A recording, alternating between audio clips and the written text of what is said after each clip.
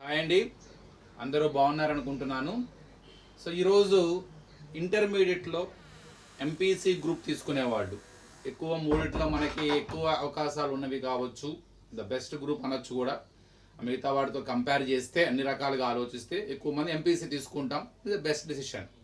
మరి ఎంపీసీ అనగానే చాలామంది ఈ రోజుల్లో ఎక్కువగా క్రేజీగా ఉన్నది ఐఐటి. సో అసలు ఐఐటి ఎంపీసీ అనగానే చాలు, ఇంకా ఐఐటిలో జాయిన్ చేయాలి. కాలేజెస్ చాలా రకాల పేర్లు పెట్టేసి, సో దానికి స్పెషల్ బ్యాచెస్ అనేది ఒక పేర్లు పెట్టేసి స్పెషల్ క్యాంపస్లు, స్పెషల్గా సెక్షన్స్ ఏర్పాటు చేసి ఇంటర్మీడియట్ ఫస్ట్ ఇయర్ నుంచి ఐఐటి కోచింగ్ ఇవ్వటము. సో దాని తర్వాత ఇంటర్మీడియట్ అయిపోయిన తర్వాత జరిగే exams IIT JE joint entrance examination మెయిన్స్కి కానీ అడ్వాన్స్కి కానీ, సో ఎన్ఐటీసీకి ఐఐటీసీకి ఇలా డిఫరెంట్ కాంపిటీషన్ ఎగ్జామ్స్కి ముందుగానే ప్రిపేర్ చేయటం. సో ముందు ఇంటర్మీడియట్లో ఐఐటీలు జాయిన్ అవ్వాలి. సో చాలామంది, సో నాకు ఉన్న ఎక్స్పీరియన్స్ ప్రకారం ఏంటంటే, కొంతమంది రియల్గానే ఒక గోల్తో, ఒక డిజైర్తో, ఒక లక్ష్యంతో ఎట్లా అయినా ఐఐటీ సీట్ సంపాదించాలన్న ఉద్దేశంతో అది తీసుకుంటారు, కష్టపడతారు, కొంతమందికి వస్తుంది. కానీ మ్యాక్సిమం అన్ఫార్చునేట్లీ చాలామంది ఏం చేస్తున్నారంటే, మా ఫ్రెండ్స్ తీసుకున్నారనో, లేకపోతే రిలేటివ్స్ తీసుకున్నారనో, లేదు ఇక మా అబ్బాయి ఐఐటి చదవాలని చెప్పేసేసి హాస్టల్లో వేసేసేసి ₹1,00,000 ఫీజులు లక్షలు కట్టేసేసి దానిలో వేసేయటం, పూర్తిగా దాని గురించి సమాచారం లేకుండానే. సో ఎంపీసీ అంటే ఇక ఐఐటిఏ, ఇక అంత మించి ఏం లేదు. ఇంతకుముందు ఎంసెట్ రాయడానికే లాంగ్ టర్మ్ కోచింగ్ తీసుకునేవాళ్ళు, ఇప్పుడు అసలు ఎంసెటే లేదు. So only IIT. ఇంకా కానీ ఇక్కడ ఒకటండి, అది మంచిదే. అసలు ఐఐటి అంటే ఏంటి దాని గురించి పూర్తి డిస్కస్ చేద్దాం ఇప్పుడు. ఇండియన్ ఇన్స్టిట్యూట్ ఆఫ్ టెక్నాలజీ అంటే ఇండియన్ ఇన్స్టిట్యూట్ ఆఫ్ టెక్నాలజీ. మనకి బీటెక్ చేయడానికి, ఇంజనీరింగ్ చేయడానికి, సో మనకి కొన్ని కాలేజెస్లో జాయిన్ అవ్వాలి, నో డౌట్ అడ్మిషన్ కావాలి. కానీ India wide so top IIT institutions ఉన్నాయి మనకి. ఐఐటీస్ ఉన్నాయి, ఎన్ఐటీస్ ఉన్నాయి, IIITs ఉన్నాయి. వీటిలో మనము ఇంజనీరింగ్ చేయాలి. సో ఇంజనీరింగ్లో ఏ డిపార్ట్మెంట్ చేస్తాం తర్వాత, సివిలా, మెకానికలా, లేకపోతే ఎలక్ట్రానిక్సా, లేకపోతే కంప్యూటర్ సైన్సా తర్వాత సంగతి. ముందు ఇంజనీరింగ్ చేయడానికి we need a institute. So మరి ఐఐటి ఇన్స్టిట్యూట్స్లో టాప్ మోస్ట్ ఇండియన్ ఐఐటీస్ మనకు 23 దాకా ఉంటాయి. ఎన్ఐటీస్ అంటే national institute of technologies, Indian institute of technology IIT. NITs national institute of technologies, అవి ఒక 31 దాకా ఉన్నాయి. సో ఈ ఎందుకు వాటిలో జాయిన్ అవ్వడానికి, ఎందుకు వాటిలో జాయిన్ అవ్వాలి ఫస్ట్? అందరు ఏంటి దాని మీద అంత మానియా? ఏమీ లేదండి. ఒక మంచి టాప్ మోస్ట్ మనం ఐఐటి ఇన్స్టిట్యూషన్లో కనుక ఇంజనీరింగ్ చేస్తే మనకి అక్కడ ప్లేస్మెంట్స్ కావచ్చు, కెరీర్ పరంగా, ఫ్యూచర్ పరంగా అక్కడ జాబ్ ఆపర్చునిటీస్ కావచ్చు, అలానే శాలరీస్తో స్కేల్స్ కావచ్చు, చాలా ఎఫర్టబుల్గా ఉంటాయి. సో అక్కడ ఐఐటి చేస్తే ఒక వెయిటేజ్ ఉంటుంది. సో అది కెరీర్కి చాలా మనకి యూస్ఫుల్ అవుతుంది. సో ప్లేస్మెంట్స్ కూడా రైట్ ప్లేస్లో మంచి మంచి కంపెనీస్ ఆఫర్ చేస్తాయి, మంచి స్కేల్స్ ఆఫర్ చేస్తాయి. ఇదే లక్ష్యం అందరికీ, నో డౌట్. అలా అని చెప్పేసి జీవితమే అది కాదండి, ఇది గుర్తుపెట్టుకోండి. ఇక అందరికి ఐఐటి ర్యాంకులో వస్తే ప్రతి ఒక్కరు నాయన ఐఐటీస్ అయిపోతుంటారు. జరగట్లేదు అసలు.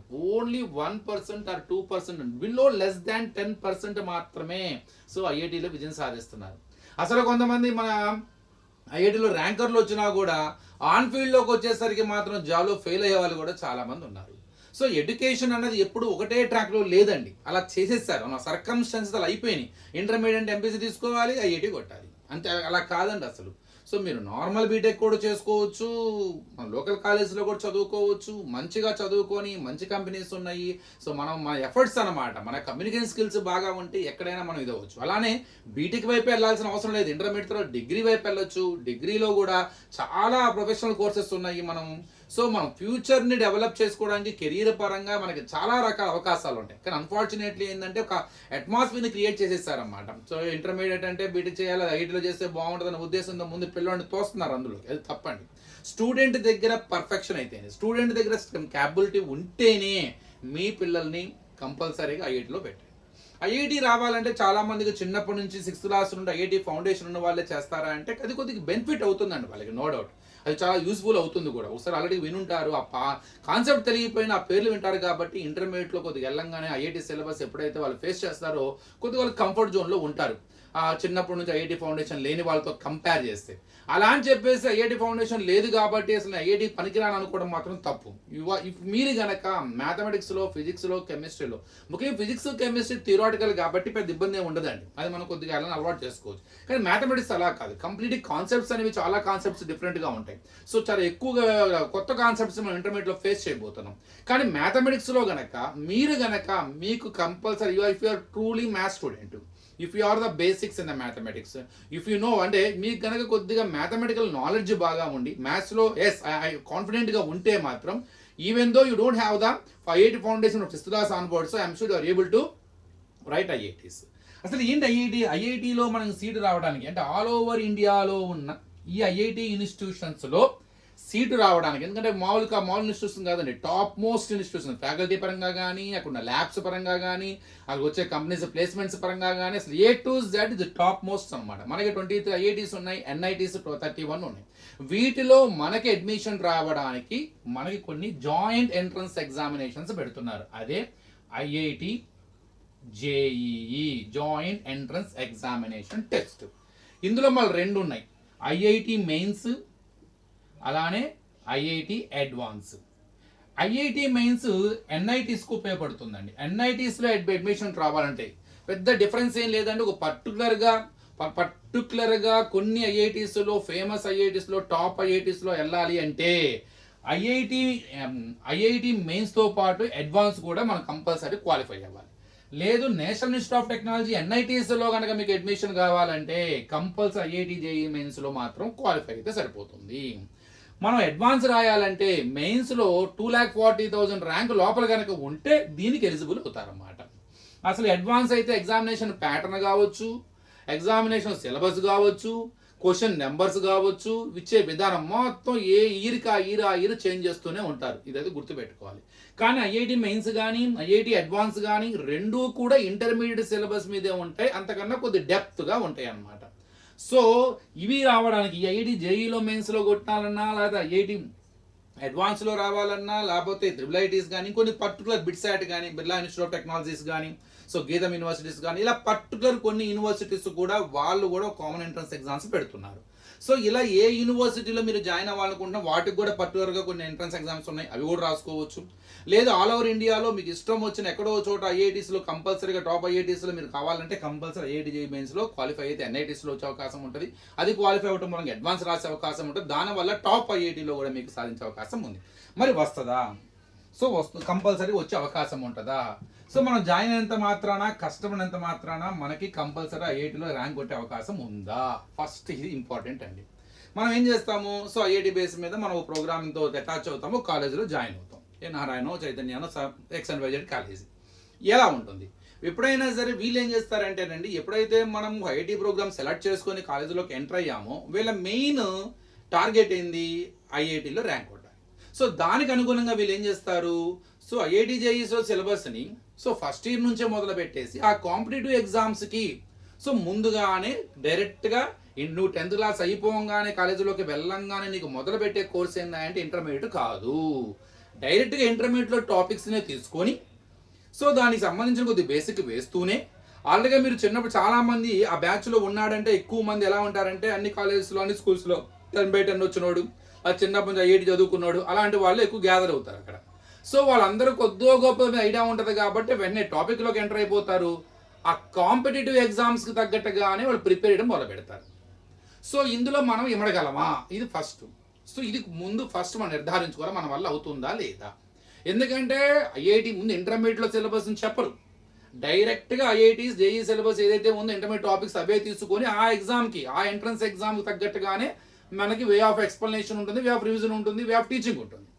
సో మరి ఇంటర్మీడియట్ అదంతా చేసుకున్న తర్వాత ఇంటర్మీడియట్ ఆటోమేటిక్గా వస్తుంది కాబట్టి ఆ లాస్ట్ 3 months ఏం చేస్తారంటే, ఇదంతా విన్నారు కదా మీకు ఇంటర్మీడియట్ సిలబస్ ఈజీగా వచ్చేస్తుంది మీరు చదువుకోండి అని చెప్పేసి ఆ లాస్ట్ 3 నెలలు వదిలేస్తారు ఇంటర్మీడియట్ 1 రాయడానికి. సో ఇట్లా సో ఇంటర్మీడియట్ 1లోనే మీరు ఇంటర్మీడియట్ 2 అంటే సెకండ్ ఇయర్ టాపిక్స్ కూడా ఇంటర్మీడియట్ ఫస్ట్లోనే మీరు చదువుతారన్నమాట. సో ఆ ఫాస్ట్ని తట్టుకోలేకపోతే ఏం చేస్తారు వాళ్ళు, ఇంకో సెక్షన్ ఉంటుంది, ఆ సెక్షన్లో ఏమన్నా కొద్దిగా slow and steady win the race type ఉంటారు. ఇక ప్రతి వీకెండ్ ఎగ్జామ్స్, అడ్వాన్స్ ఎగ్జామ్ అనో మెయిన్స్ ఎగ్జామ్ అనో వాళ్ళ ఎగ్జామ్ కనెక్ట్ చేసి ర్యాంకింగ్ చేస్తూ ఉంటారు. ఆ ర్యాంకింగ్ వల్ల నువ్వు షఫల్ అవుతూ ఉంటావు, ఆ సెక్షన్ నుండి ఈ సెక్షన్కి, ఈ సెక్షన్ నుండి ఆ సెక్షన్కి. సో ఈ కాంపిటీషన్ని తట్టుకోవాలన్నమాట. సో నేను ఇచ్చే బెస్ట్ సలహా ఏంటంటే, if you are maths student, నీవు గనక మ్యాథ్స్లో పర్ఫెక్ట్గా ఉంటే, ఫిజిక్స్ కెమిస్ట్రీలో కొద్ది బేసిక్స్ ఉండి, కొద్ది బేసిక్స్ ఉండి అవగాహన ఉంటే చాలు, కొద్ది పర్లేదు, థియరాటికల్ సబ్జెక్ట్ కాబట్టి పెద్ద విషయమే కాదు, కొద్ది వింటే మనకు అర్థమవుతుంది. సో మ్యాథ్స్లో పర్ఫెక్ట్గా ఉండి, సో నీకు కనుక 10th క్లాస్లో కన్ఫామ్గా, అంటే మనకి ఎగ్జామ్స్ జరగలేదు కాబట్టి, ఒకవేళ ఇన్ కేస్ ఎగ్జామ్ జరిగినా జరగకపోయినా, నీవు గనక if you are the 10/10 student మీ స్కూల్లో, సో నువ్వు టాప్ 10లో కనుక ఒక స్టూడెంట్ కనుక అయి ఉన్నట్టయితే, మీ క్లాస్లో టాప్ 10లో I am the one of the topper in my school అన్న ఫీలింగ్ నీ కనుక ఉంటే, అన్ని లాంగ్వేజ్ అంటే నీ యొక్క ఐక్యూ లెవెల్స్ కావచ్చు, నీ ఎడ్యుకేషన్ తక్కువ చేసి చెప్పట్లేదండి నేనేమి, అంటే ఒక కాకపోతే తీసుకోకూడదా అని. తీసుకోవడం మూలంగా డబ్బులు వేస్ట్ అవుతాయండి అంతే. మనం స్ట్రెస్గా ఫీల్ అవుతుంటాము, అవి అటు ఇటు కాకుండా అయిపోతూ ఉంటాం. కాబట్టి so first know yourself. అలానే పేరెంట్స్ కూడా మీ అబ్బాయి గురించి పూర్తిగా తెలుసుకున్న తర్వాతే, అంతే తప్ప అనవసరంగా తన దగ్గర అంత క్యాపబిలిటీ లేనప్పుడు బలవంతంగా అందులో వేసి, ఆ చుట్టుపక్కల ఉన్న స్టూడెంట్స్ అందరూ కూడా కొద్దిగా ఫాస్ట్గా వెళ్తుంటే తనకు తనలో న్యూనతాభావం వస్తుంది, సో ఇన్ఫీరియారిటీ కాన్ఫిడెన్స్ వస్తుంది, స్ట్రెస్గా ఫీల్ అవుతుంటారు, పిల్లల యొక్క భవిష్యత్తు చాలా ఖరాబ్ అయిపోతుంది, హెల్త్ కూడా పాడైపోతుంది. అది అక్కర్లేదండి. అదే ప్రపంచం కాదు, అదే లోకం కాదు, అదే జీవితం కూడా కాదు. ఇంకా చాలా ఉన్నాయి, ఎన్నో రకాలుగా లైఫ్ సక్సెస్ అవ్వచ్చు. That is not a right way. అలా అట్మాస్ఫియర్ క్రియేట్ చేస్తారు, అదే తప్ప ఇంకోటి లేదండి. ఏం కాదండి. ఎక్కడైనా సరే, ఏ ఇంజనీరింగ్ కాలేజీలో అయినా సరే మనం బీటెక్ చేసుకొని తర్వాత లైఫ్ని మనం హ్యాపీగా కెరీర్ని బిల్డప్ చేసుకునే అవకాశం ఉంది.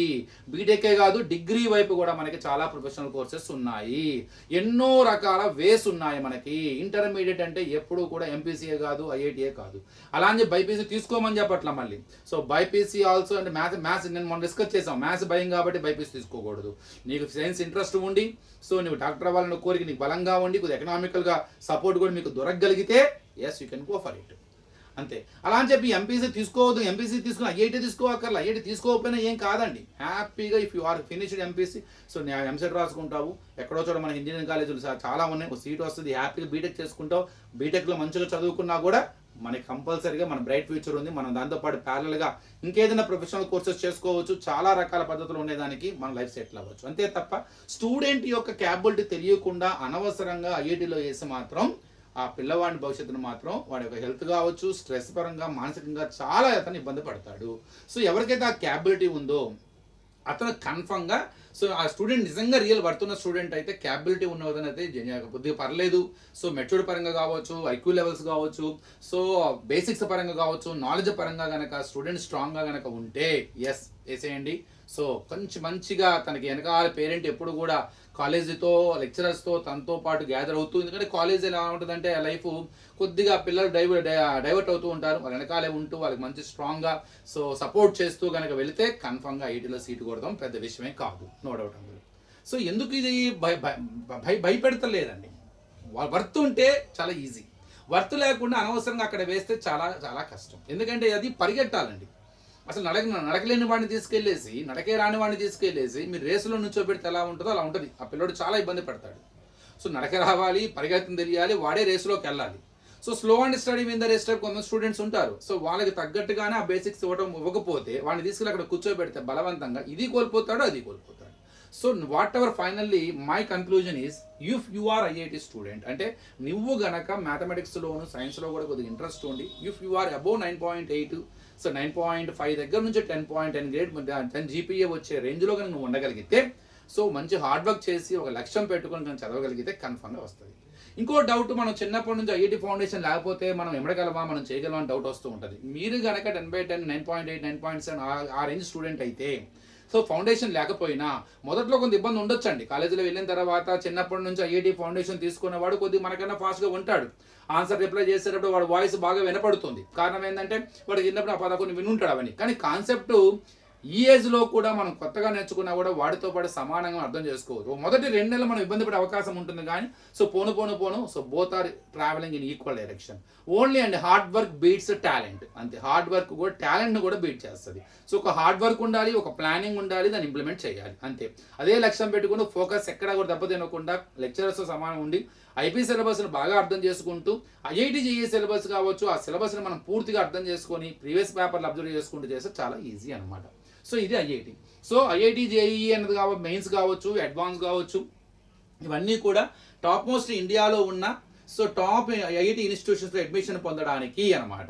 సో ఒకవేళ మీకు ఎన్ఐటీస్లో కావాలంటే ఐఐటి జేఈ రాయాలి, అది మెయిన్స్ రాసి సరిపోతుంది. ఒకవేళ పర్టికులర్ కొన్ని టాప్ ఐఐటీస్లో కనుక మీకు సీట్ రావాలంటే అడ్వాన్స్ కూడా కంపల్సరీ క్వాలిఫై అవ్వాలి. సో మెయిన్స్ క్వాలిఫై అయిన వాళ్ళు 2,40,000 ర్యాంక్ లోపల వచ్చిన వాళ్ళు మాత్రం మెయిన్స్ రాసే అవకాశం ఉంటుంది. కొద్ది 2 పేపర్లు హార్డ్గానే ఉంటాయి, కానీ రెండింటి ద్వారా ఒక లక్గా సీట్ వస్తే your life will be changed. Top most కాలేజీలో నువ్వు బీటెక్ చేయబోతున్నావు, ఇంజనీరింగ్ చేయబోతున్నావు, టాప్ ప్లేస్మెంట్ రాబోతుంది, టాప్ స్కేల్ కూడా రాబోతుంది. సో ఇది కొద్దిగా ఇది మీద ఉన్నదనమాట. సో మీరు భయపడాల్సిన అవసరం లేదు. మీరు గనక వర్తున్న స్టూడెంట్ అయితే హ్యాపీ గో హెడ్. కానీ ఇయర్ మొత్తం ఒకటే రకమైన డిటర్మినేషన్ పెట్టుకోవాలి, ఒకే ఫోకస్తో వెళ్తూ వస్తుంది. ఒకవేళ కనుక ఇఫ్ యూ ఫీల్ అంటే మీరు అంత కంఫర్ట్ జోన్లో లేకపోతే, if you're not perfect in that way, తప్పులేదండి. మనం తక్కువ చేసుకోవడం కాదు, మన గురించి మనం తెలుసుకోవడం అంటారు దాన్ని. సో కొద్దిగా మ్యాథమెటిక్స్లో కానీ సైన్స్లో కానీ కొద్దిగా ఇబ్బందిగా ఉందనిపిస్తే మాత్రం better to avoid to take IIT. హ్యాపీగా ఇది తీసుకోండి, జనరల్ ఎంపీసీ తీసుకోండి, హ్యాపీగా ఇంటర్మీడియట్ పూర్తి చేయండి. సో ఎంసెట్ రాసుకోవచ్చు. మనకి కంపల్సరీగా లోకల్ కాలేజెస్ న్యూస్ చాలా ఉన్నాయి, మంచి కాలేజెస్ ఉన్నాయి, అక్కడ కూడా వస్తాయి. మనకి కొన్ని యూనివర్సిటీస్ కూడా ఆఫర్ చేస్తున్నాయి, అవి రాసిన ఎగ్జామ్స్లో కూడా మనం క్వాలిఫై అవ్వచ్చు. సో డోంట్ గో ఫర్ అంటే అనవసరంగా మనీని, మన హెల్త్ని ఫిజికల్గా మెంటల్గా ఇబ్బంది పడతాం అన్నది మాత్రం అవాయిడ్ చేయండి. So thank you. So next వీడియోలో మరో టాపిక్ని డిస్కస్ చేద్దాం. Thank you.